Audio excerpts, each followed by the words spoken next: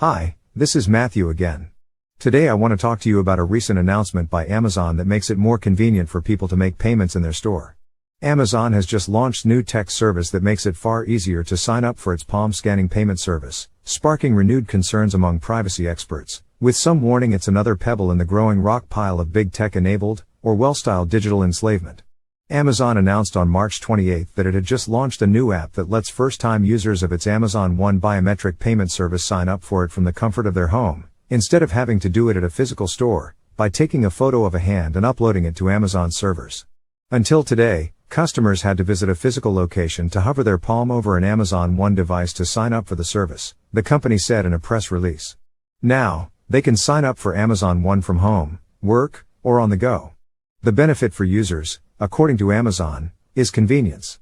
Retailers are promised benefits from faster lines and more frictionless in-store experience, says Amazon, whose palm scanners are found in numerous retail locations across the country and have been used over 8 million times.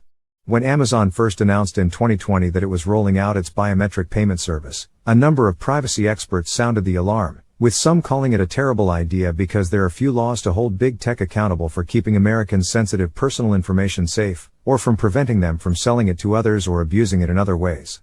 Christians also were alarmed as the palm scanners sound very similar to those that the Bible references in the end times. Now, the launch of Amazon's new app that could turbocharge the handing over of biometric data to a company with a history of data leaks and breaches, has drawn fresh criticism. Much of the renewed criticism centers on the idea that Amazon is making it easier to harvest more personal data that could, potentially, be exploited as part of a tech-enabled system of social surveillance and control. Digital Cattle James Lindsay, founder of New Discourses and author of several books, including Race Marxism and Social Injustice, sees the development as fresh evidence of a broader push towards tech-enabled digital enslavement by way of a series of nodes that include central bank digital currencies or CBDCs, universal basic income, also known as UBI, and a China-style social credit system. It is real, he said when asked about the risk of digital enslavement at the hands of a tech-driven constellation of mechanisms that includes China's social credit system, which lets the communist-controlled surveillance state punish and reward people for certain behaviors, and which is being copied in a number of countries. We have not implemented the Chinese system here fully yet, he said. If we had, we wouldn't be having this conversation.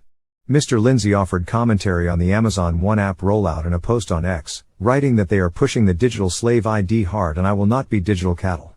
In a subsequent thread, he expanded on this idea, in which he laid out a case for how evil technocrats overlook people's humanity and see consumers as little more than domesticated animals to be milked for profit or tapped for other uses. I am therefore saying that the technocrats will establish a system where we are as cattle to them, centers of data to be harvested, he wrote in one of the posts.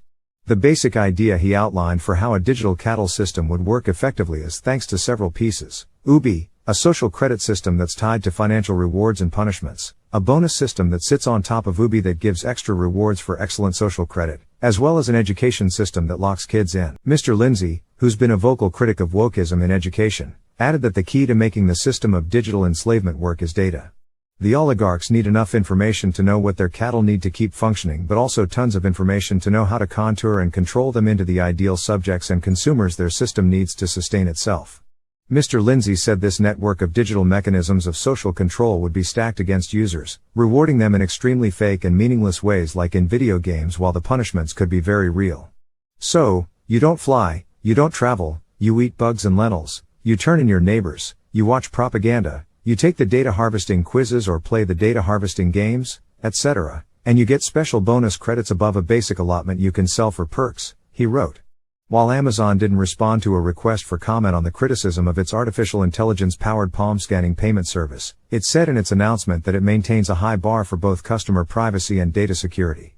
The company says the images taken via the Amazon One app are encrypted and sent to a secure area on its cloud servers. The photos of users' palms can't be downloaded or saved to a phone, and the mobile app includes additional layers of spoof detection, the company says. Some critics have argued that fears of an Orwellian system of digital enslavement are overblown because there's a slim chance of its adoption, given the public pushback to progressive phenomena like pushing critical race theory in schools, or the foisting of diversity, equity, and inclusion, or DEI, policies on corporate workers. That's the hope, Mr. Lindsay said when asked for comment on the view that the bubble of wokeism is a fleeting excess of modern culture and is already popping. It's only a hope, he cautioned, however. Asked how big the risk is of an Orwellian system of digital enslavement that treats people like digital cattle being implemented in the United States, Mr. Lindsay offered hope, but warned of risk. "The risk is real," he said. "But I am also optimistic that they've lost the ability to truly implement it if we keep exposing and speaking up about it. If we do nothing, it is certain." Michael Rechtenwald, a former professor at New York University and a distinguished fellow at Hillsdale College, said that the promise of convenience, the key benefit articulated by Amazon when introducing its new app, is a lure that draws people into arrangements that may not serve their more fundamental interests. The threat of complete digital enslavement will come via offers of convenience and inclusion from the corporate appendages of the state, or what Rechtenwald has called governmentalities like Amazon and Google.